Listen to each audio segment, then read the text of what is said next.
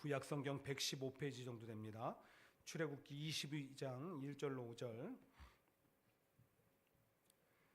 우리 한 절씩 교독합니다. 제가 먼저 읽습니다. 사람이 소나 양을 도둑질하여 잡거나 팔면 그는 소 한 마리에 소 5마리로 갚고 양 한 마리에 양 4마리로 갚을지니라.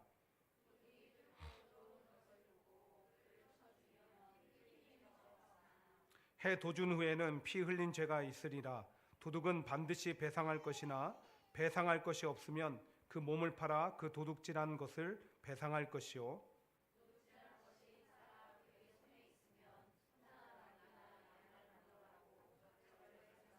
같이 읽습니다. 사람이 밭에서나 포도원에서 짐승을 먹이다가 자기의 짐승을 놓아 남의 밭에서 먹게 하면 자기 밭에 가장 좋은 것과 자기 포도원의 가장 좋은 것으로 배상할지니라. 아멘.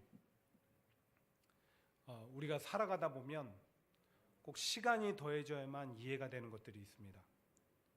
아무리 이해하려고 해봐도 이해가 되지 않았는데 어느 정도 시간이 지나고 나니까 하고 이해가 되는 것들이 있다는 겁니다. 그 중에 하나가 부모님 사랑이죠. 철없던 시절에는 마냥 부모가 나를 이해해 주지 못하고 힘들고 귀찮게만 한다고 생각했는데 시간이 지나고 철이 들고 나니까 하나하나가 다 나를 위한 것이고 사랑이었다는 사실이 깨달아져서 눈물이 왈칵 쏟아질 때가 있습니다. 고난도 그렇습니다. 당신은 이게 왜 필요한지 이해할 수가 없었는데 시간이 지나고 나니까 깨달아집니다. 그 위에도 우리 인생에는 꼭 시간이 더해져야만 이해가 되는 것들이 있습니다. 근데 성경 말씀도 마찬가지더라고요. 지난 시간에 나눴듯이 아무리 성경이 어렵게 느껴져도 자꾸만 우리가 붙들고 봐야 되는 이유는 지금은 알 수 없으나 시간이 더해지면 어느 순간부터 그 말씀이 이해가 되는 시점이 있기 때문에 그런 것입니다. 저는 개인적으로요, 십계명의 말씀이 그랬습니다. 십계명이라는 것은요, 저는 그냥 마땅히 지켜야 되는 것 이상으로 생각해 보질 않았어요. 우리에게 주어졌고 우리는 지켜야 되는 것으로. 그런데 시간이 지나고 십계명이 새롭게 이해가 되고 깨달아졌습니다. 그것은 다른 게 아니었고, 여러분 십계명이 하나님이 주실 때 먼저 하신 말씀이 있거든요. 십계명을 주시기 전에 먼저 하셨던 말씀이 있어요. 우리 화면을 보면서 같이 읽어볼까요? 자, 시작. 나는 너를 애굽 땅 종 되었던 집에서 인도하여 낸 내 하나님 여호와니라. 하나님께서 이스라엘 백성들을 왜 애굽에서 인도해 내셨을까요? 왜 그들이 거기서 겪는 고통에서부터 건져 주셨을까요? 이유는 하나예요. 사랑하시기 때문에. 그래서 십계명은 하나님의 백성들이 자신을 먼저 사랑해 주신 하나님을 어떻게 사랑하며 또 그 사랑을 지속적으로 풍성히 경험하며 살아갈 수 있는가에 대해서 알려주고 있는 것입니다. 그 십계명은 하나님과 우리 사이의 사랑에 관한 얘기라는 거예요. 어쨌든 그렇게 하나님께서 출애굽기 20장에서 십계명을 주신 이후에 21장부터 23장까지는 이 십계명의 세부적인 내용을 구체적으로 설명하고 있는 것이다 라고 알려드렸습니다. 그래서 지금 우리가 살펴보고 있는 이 말씀들을 왜 이미 알고 있는 것을 반복하는가, 반복 설명하는가 라고 여기시면 안 되고, 우리를 사랑하셔서 주시는 말씀이구나 이렇게 여기면서 들어야 되는 줄 믿습니다. 예. 그렇게 그동안 우리는 종에 관한 법, 폭행에 관한 법, 책임감에 대한 것 이렇게 나눴고요. 이제 오늘은 배상에 관한 법을 함께 나누고자 합니다. 1절을 한번 보세요. 사람이 소나 양을 도둑질하여 잡거나 팔면 그는 소 한 마리에 소 5마리로 갚고 양 한 마리에 양 4마리로 갚을지니라. 그러니까 누군가 남의 집 소나 양을 도둑질하면 소는 5마리로 갚고 양은 4마리로 갚으라는 거예요. 물론 훔친 것은 잘못된 것이죠. 그런데 배상 책임이 너무 가혹하다 싶지 않으세요? 소는 5마리, 양은 4마리. 아니 왜 이렇게까지 강력한 배상 책임을 하나님은 정해놓으신 것일까요? 한마디로 도둑질하지 말라는 거예요. 그러니까 오늘 이 말씀은 뭐냐면 1절부터 15절까지 쫙 이어졌는데 1절부터 5절까지만 저희는 읽었지만 이 배상 책임에 관한 얘기는 8계명에 해당하는 도둑질하지 말라에 대한 세부적인 설명인 거예요. 그리고 우리 가운데 그 누구도 왜 하나님께서 도둑질하지 말라라고 명령하셨는가에 대해서 의문을 갖는 사람 없습니다. 왜 그럴까요? 도둑질은 잘못된 일이고 죄라는 것을 알기 때문에. 근데 좀 이상하지 않으세요? 하나님께서 이렇게 당연한 얘기 하시려고 20장에서 도둑질하지 말라라고 얘기하시고 22장에 가서 다시 세부적인 설명을 하신다? 이 짧은 간격 사이에 이런 지면을 활용해 가면서 이 말씀을 이렇게 하시는 이유, 뭔가 다른 의도가 있지 않겠습니까? 저는 그렇게 생각을 하고 본문을 곰곰이 묵상했어요. 그랬다가 문득 이런 질문이 생기더라고요. 왜 사람들이 도둑질을 할까? 극한 생존의 위기로 인해서 어쩔 수 없이 하는 도둑질이 있습니다. 그래서 이런 말도 있죠. 열을 굶어서 군자 없다. 굶주림 앞에서는 체면이고 뭐고 별짓 다 한다는 거예요. 그렇게 도둑질도 하게 되는 것입니다. 그리고 생존의 문제로 도둑질하면 우리는 그 얘기를 들을 때 왜 저래? 라고 하지 않고 안타까운 마음을 갖죠. 어쩌다가 아이고 오죽했으면 참 안 됐다. 근데 그건 극히 일부고요.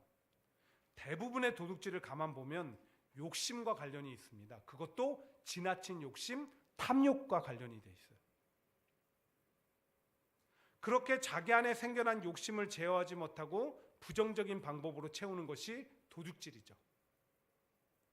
그래서 오늘 본문에서 말하는 이 도둑질이라는 단어도 히브리어로 가나부라고 하는데 남의 것을 단순히 훔친다는 의미가 아니라 바르지 못한 방법으로 자신의 이득을 취한다라는 뜻을 갖고 있어요. 그렇게 오늘 본문은 단순히 10계명의 8계명 도둑질하지 말라라는 것을 반복 설명하는 것이 아니라 우리 안에 있는 욕심을 들여다보게 하고 그 욕심이 가져다주는 문제들을 헤아리게 하고 있다라는 거예요. 자, 그렇다면 우리가 욕심을 통제하지 못하고 이끌려 행동하면 어떤 삶의 문제들이 일어날까요?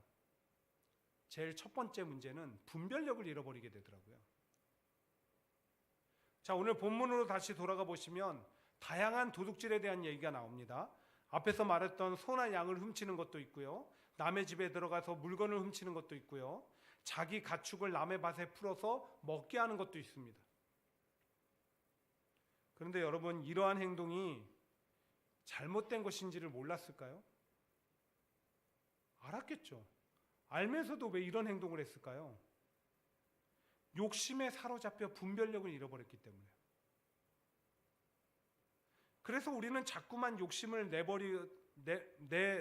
내려놓고 물리치기를 힘써야 되는 거예요.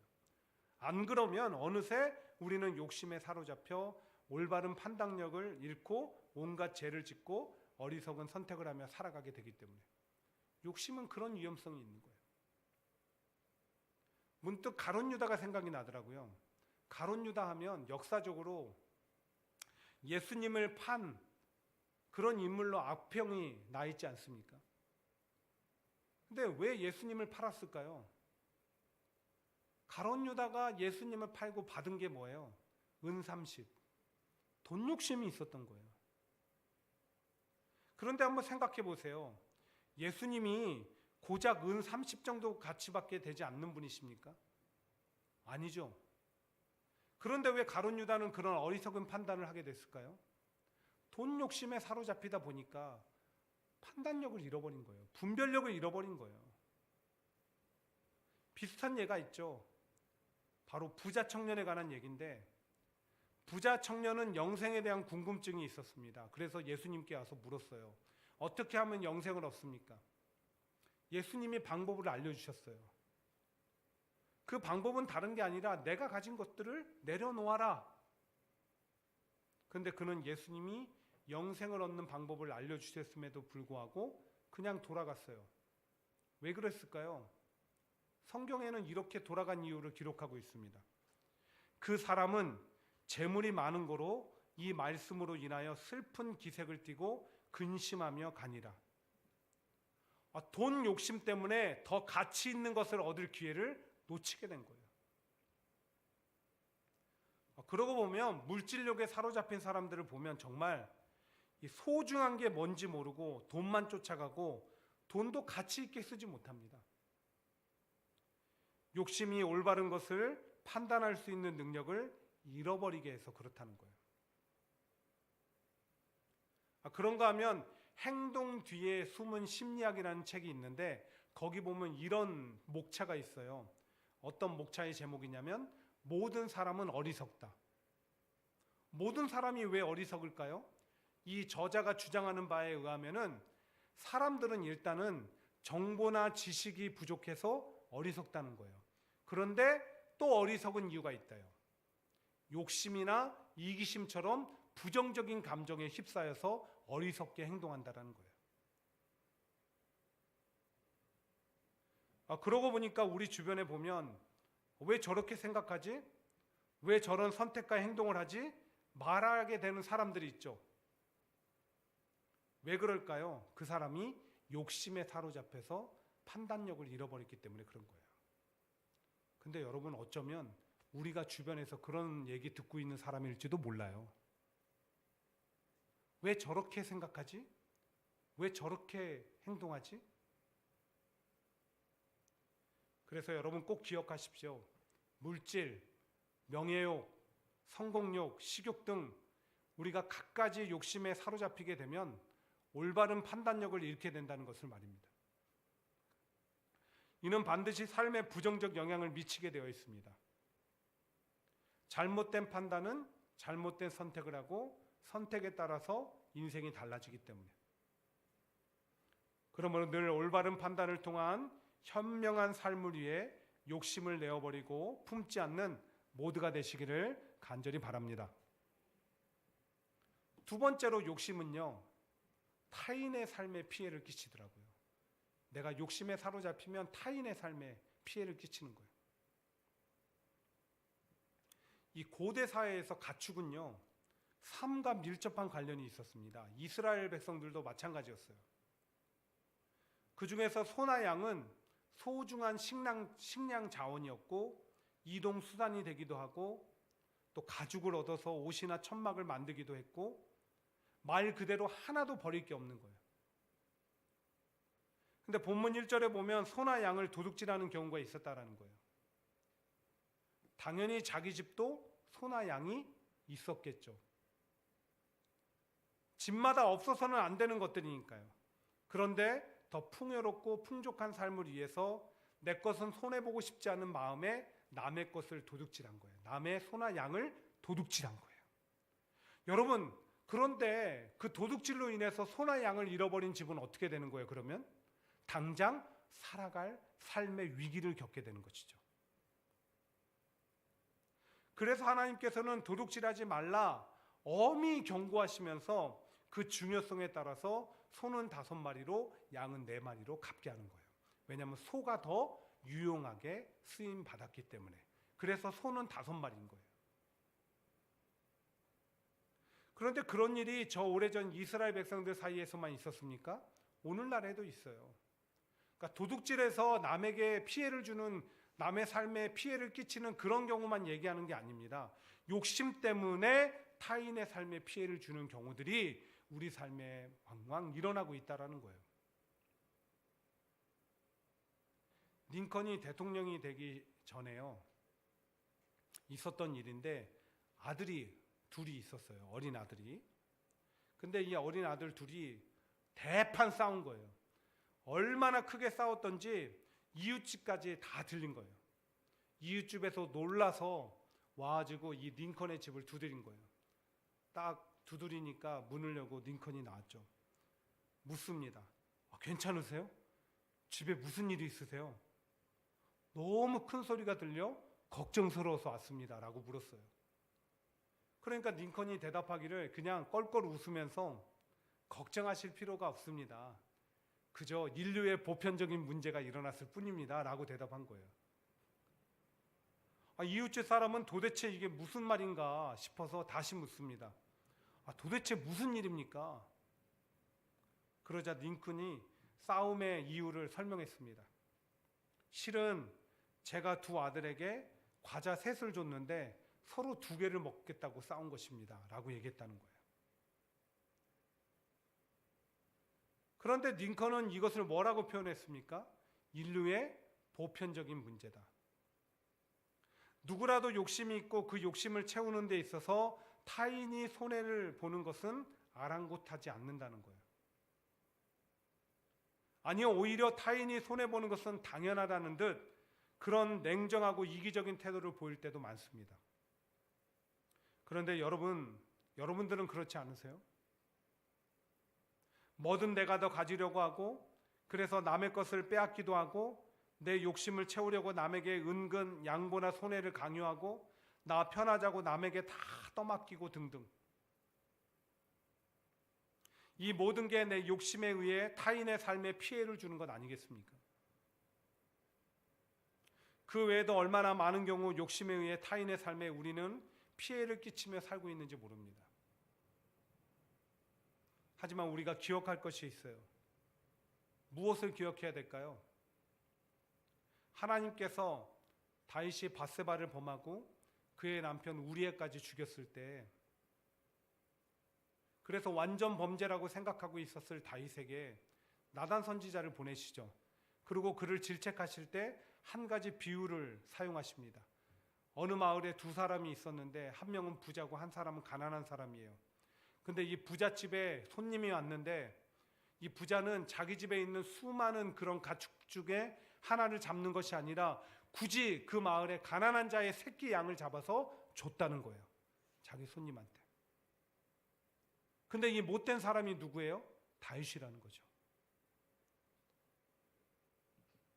곧 하나님은 밧세바를 범한 일에 대해 간음죄만을 지적하신 것이 아니라 근본적으로 다윗의 마음속에 있는 욕심이라는 죄를 지적하신 거예요.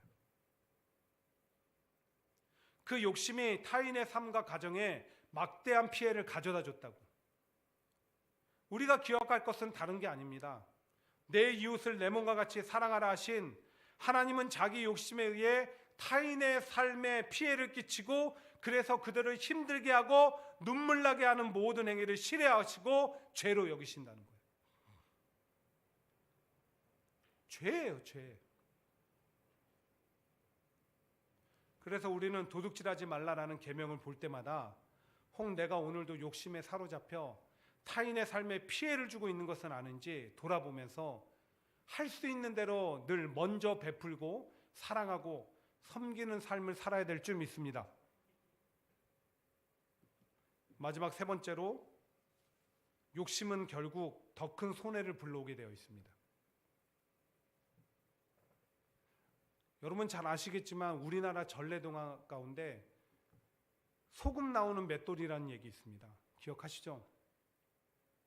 옛날에 임금님이 아주 귀한 맷돌 하나를 가지고 있었죠. 근데 그 맷돌은 너무나 신기하게 원하는 것을 말만 하면 다 만들어 주었어요. 금 나와라 하면 금이 나오고, 은 나와라 하면 은이 나오고, 집 나와라 하면 집이 나오고. 어느 날 이 소문을 한 젊은이가 듣게 되죠. 그리고 이 젊은이가 맷돌을 훔치려고 대궐로 침입을 했습니다. 그리고 운 좋게 그 맷돌을 훔쳐 나왔어요. 배에다 싣고 아무도 모르는데 멀리 도망가니라 열심히 노를 저어서 바다를 향해서 나아갔어요. 어느 정도 멀리 도망갔다 싶어서 이제는 안정감이 딱 생겼을 때 맷돌을 한번 실험해 봐야 되겠다. 뭘 만들지? 그러다가 그때 당시는 소금이 아주 값비싼 것이었거든요. 소금을 만들어야 되겠다. 그래서 희고 고운 소금을 만들어 나오라고 부탁하죠. 명령하는 거예요. 그랬더니 정말 맷돌이 소금을 만들어내기 시작했어요. 너무나 신난 이 젊은이는 배 위에서 덩실덩실 춤을 췄죠. 근데 한 가지 문제가 있었어요. 명령하는 법은 알았는데 멈추는 법을 몰랐던 거예요. 어떻게 됐습니까? 소금이 배에 차서 결국은 배가 가라앉았고, 이 젊은이는 바다에 빠져 죽었고, 맷돌은 바다 밑에 처박혀서 지금도 소금을 내고 있어서 바다가 짜게 되었다. 예. 이 얘기가 주는 교훈은 다른 게 아니죠. 욕심은 더 큰 손해를 불러온다. 옛날에 뭐 혹부리 영감, 그 다음에 금도끼, 은도끼 다 같은 맥락의 얘기예요. 오늘 본문에서 말하는 바도 동일합니다. 욕심에 사로잡혀 남의 소나 양을 도둑질하면 어떻게 하라고요? 소는 5마리, 양은 4마리. 이스라엘 사회에서 죄가 드러나면 하나님이 명령하신 대로 배상하지 않을 수가 없어요. 그러면 그들은 잠시 잠깐 욕심 채웠다고 좋아했다가 나중에 땅을 치며 후회했겠죠. 왜? 더 큰 배상을 해야 되니까. 그런가 하면 가축을 5절에 보시면 굳이 남의 밭에 풀어서 좋은 결실 맺어놓은 거 다 먹게 해요. 그러면 어떻게 하죠? 자기 밭에 좋은 것으로 갚아야 되는 거예요. 야고보서도 같은 교훈을 우리에게 줍니다. 오직 각 사람이 시험을 받는 것은 자기 욕심에 끌려 미혹됨이니 욕심이 잉태한즉 죄를 낳고 죄가 장성한즉 사망을 낳느니라. 욕심 때문에 인생의 괴로움, 죄의 저주, 사망 같은 것들이 찾아온다는 거예요. 다 같은 결론이죠. 욕심은 결국 마침내 우리에게 더 큰 손해를 불러오게 되어 있다. 근데 뭐 곰곰이 생각해 보면 그럴 수밖에 없어요. 왜냐하면 욕심은 채워도 그 만족이 없는 구멍난 항아리 같기 때문에. 그래서 욕심에 이끌려 다니다 보면 결국은 손해를 볼 수밖에 없는 것이고요. 그렇고 소탐대실이라고 작은 욕심에 사로잡히면 큰 것을 보지 못해요. 그래서 또 손해를 받는 거예요. 얻는 거예요. 그런데 욕심으로 인해 보는 정말 큰 손해가 무엇인지 아십니까? 이스라엘의 초대 왕이었던 사울왕은요, 정말 하나님 보시기에 그렇게 순수한 젊은이가 없었습니다. 처음엔 그랬어요. 근데 점점 욕심에 사로잡혀서 어떤 욕심이요? 자기의 그 자리, 지위, 명예, 권력 이런 것들을 유지하고 싶은 욕심이 생겼어요. 사실 그거 하나님이 주신 건데. 그러다 보니까 하나님을 인식하는 게 아니라 점점 누구를 인식해요? 사람을 인식하게 되는 거예요. 결정적인 사건이 일어나죠. 아말렉과의 전투에서 하나님이 아말렉을 승리케 할 테니까 다 진멸해라. 그 말은 뭐냐면 하나도 남김없이 다 멸해라. 근데 좋은 것들을 가지고 왔어요. 하나님이 지적하십니다. 왜 그랬냐? 백성들이 원해서. 그의 삶의 기준이 어디 있는 거예요? 삶의 초점이 어디에 있는 거예요? 사람에게 가 있었다는 거예요. 그렇게 해서 사람들로 말미암아 자기의 명예, 지위, 권력 다 누리고 싶었던 욕심이 있었던 것이죠. 근데 그 대신 그가 잃어버린 게 있어요. 하나님과의 관계. 하나님을 잃어버린 거예요. 그 하나님을 잃어버린 결과 그가 어떻게 됐습니까? 결국은 왕권도 잃어버렸고 자녀도 잃어버렸고 자기 생명도 잃어버린 더 큰 손해를 입게 되었다는 거예요. 우리가 욕심으로 인해 보는 가장 큰 손해가 바로 이것입니다. 날마다 세상 욕심에 사로잡혀 이끌려 다니다 보면 정말 소중한 하나님을 잃고 살아가게 된다는 거예요. 그게 혹 우리가 아닐까요? 그게 혹 오늘 나의 모습이 아닐까요? 사랑하는 성도 여러분, 욕심에 속지 마십시오. 욕심은 우리를 위하고 만족을 가져다 줄 것처럼 속삭이지만 결국 더 큰 손해를 불러오게 됩니다. 이 사실을 기억하고 늘 욕심을 물리치시는 저와 여러분 되시기를 간절히 축원드립니다. 지금까지 살펴본 것처럼 욕심은 판단력을 잃게 하고 타인의 삶에 손해를 끼치게 하고 더 큰 손해를 우리 삶에 불러오는 정말 악한 것이기 때문에 날마다 물리쳐야 되는데, 그럼 도대체 어떻게 물리치며 살아갈 수 있을까? 욕심을 물리치는 방법은 간단합니다. 감사하는 삶을 사는 거예요. 감사보다 더 좋은 게 없어요. 감사는 만족의 표현인데 그렇게 자기 만족을 감사로 고백하면 욕심에 사로잡히지도 않고 혹은 찾아온 욕심도 얼마든지 물리칠 수 있다는 거예요. 근데 정작 오늘 우리의 삶의 현실은 어떠냐는 거예요. 한 최정방 군부대에서 있었던 일입니다. 그 군부대 군인 목사님 있죠. 군목 목사님이 계셨대요. 목사님이 취미 삼아서 이 벌통을 가꾸신 거예요. 최정방 얼마나 깨끗하고 자연적으로 아주 그런 청결한 곳입니까? 그랬더니 정말 벌꿀 농사가 너무너무 잘 된 거예요. 맛도 좋고 품질도 좋고. 자기가 이것을 고생하는 병사들하고 나눠야 되겠다 생각을 하고 이 군목 목사님께서 광고를 낸 거예요. 빈병을 가져오시면 내가 꿀을 채워드리겠습니다. 그랬더니 진짜 병사들이 빈병을 가져오는 거예요. 누구는 바카스병을 가지고 오고, 누구는 페트병을 가지고 오고, 또 누구는 주전자를 가져오기도 하고 그런 거예요. 그랬는데 어느 날 자기 군목 목사님 사무실로 전화가 온 거예요. 그건 다름 아닌 바카스병을 가지고 왔던 병사였어요. 그 병사가 따져 묻는 거예요. 아니 왜 꿀을 공평하게 분배하지 않습니까? 왜 꿀을 공평하게 분배하지 않습니까? 저는 바카스병 하나 주고 누구는 페트병도 주고 누구는 주전자만큼도 주고. 군목 목사님이 얘기했대요. 나는 어떤 그릇을 가지고 오라고 정하지 않았습니다. 그저 빈 그릇을 가지고 오면 채워준다고 했을 뿐입니다. 그리고 나는 그 약속대로 했습니다. 여러분, 이게 오늘 우리 모습 아니냐는 거예요. 주어진 것들에 감사하기보다 늘 남과 비교하면서 욕심을 품고 원망하고 불평하며 살아가는 모습. 아닙니다. 날마다 오늘 내게 주어진 것들에 감사하는 습관을 우리는 길러야 되는 겁니다. 그래야 욕심을 물리칠 수가 있는 거예요. 더욱이 우리 삶에 주어진 하나님의 은혜를 자주 돌아보시며 감사해야 됩니다. 돌아보면 나 혼자 힘으로 살아온 것 같지만 하나님이 나를 살게 하셨고요. 돌아보면 나 혼자 모든 어려움을 극복한 것 같지만 사실은 하나님이 나를 극복하게 하신 것이고요. 나 혼자 가는 인생길인 것 같은데 주님이 나의 목자가 되셔서 함께 가시고 계시기 때문에 오늘도 내가 살고 있는 것이에요. 내가 욕심내는 무언가를 얻어서 그것을 받아서 사는 것 같지만 사실은 나에게 하나님이 계셔서 살고 있는 것입니다. 그렇게 하나하나 하나님이 오늘 나와 내 가정에 베푸셨고 베푸시는 은혜를 돌아보며 감사해야 됩니다. 그게 욕심에 사로잡혀 불행한 인생을 살지 않고 욕심을 물리치고 행복한 인생을 살아가는 비결인 거예요. 특별히 미국의 30대 대통령이었던 케빈 쿨리지는 가장 축복받는 사람이 되려면 가장 감사하는 사람이 되라라고 했습니다.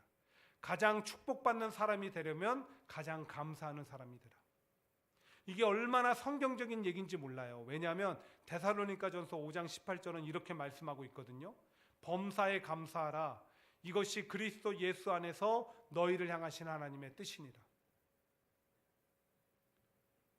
곧 감사는 하나님의 뜻인데 하나님의 뜻대로 하는 게 축복의 비결이라는 것입니다. 바라기는 오늘부터 감사를 더욱 생활하시되 더욱이 하나님이 지난 시간 속에 그리고 오늘에 베푸시는 은혜를 돌아보며 감사하시고 그래서 욕심을 물리칠 뿐만 아니라 오히려 주의 뜻대로 사는 삶의 축복을 누리시는 함께하는 교회 모든 성도들 가정들 되시기를 주님의 이름으로 간절히 축복합니다. 오늘 말씀 생각하며 이렇게 찬양하도록 하겠습니다.